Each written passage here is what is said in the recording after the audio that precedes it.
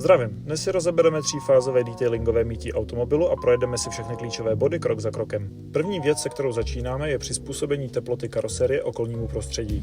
V létě je potřeba karoserii ochladit, v zimě ji naopak mírně zahřát, ale teplota vody by neměla přesáhnout 30 stupňů. Také je nutné ochladit brzdové kotouče, buď pomocí vapovače se vzdálenosti přibližně 1 metru, nebo běžným oplachem bez tlaku, aby nedošlo k deformaci kotoučů. Před samotným mytím vždy kontrolujeme stav karoserie. Zvláštní pozornost věnujeme přední části. Často je polepená ochrannou fólií. Pokud tam je, pracujeme s vapkou se vzdálenosti minimálně 40 cm.